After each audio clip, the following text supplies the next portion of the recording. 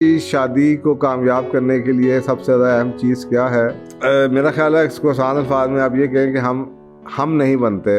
शादी करके एक कपल हम नहीं बनता, वो मैं और मैं ही रहता है। मैरिज शादी एक नए घराने का आगाज़ है।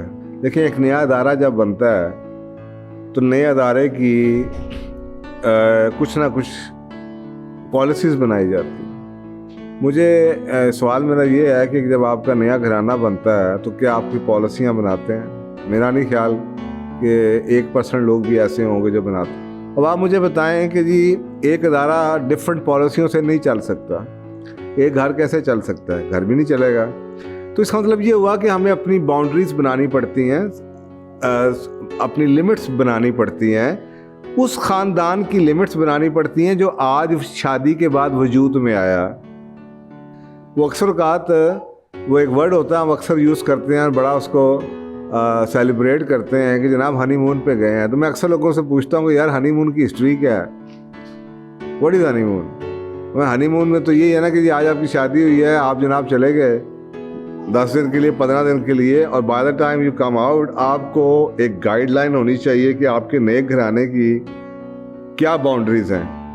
अच्छा, अब इसका तरीका क्या है? इसका सिंपल सा तरीका है, आप दोनों बैठे, उसको कहें तुम्हारे ख़ानदान की लिखो क्या अच्छी बातें हैं, लिखो क्या गलत बातें हैं। आप अपने ख़ानदान की अच्छी बातें लिखें और अपने ख़ानदान की बुरी बातें लिखें। आपस में डिस्कस करें और एक लिस्ट बना लें कि जब हमारे ख़ानदान में हम दोनों ख़ानदानों की अच्छी बातें तो लेकर आएंगे, लेकिन बुरी बातें ये हम उधर ही छोड़ देंगे। तो ये अब आपका तीसरा, यानी कि आपने एक ख़ानदान फैमिली फैमिली भी, आज ये एक नया ख़ानदान बना इस शादी, इस निकाह के बाद। इन सब चीज़ों के लिए ये ज़रूरी है अपने फैमिली की मिशन स्टेटमेंट, फैमिली की विजन स्टेटमेंट, फैमिली की वैल्यूज़, प्रिंसिपल्स एक कागज़ पर लिख के लगा के नीचे अंगूठे लगा लें कि this is what this family is all about, this is what we care about.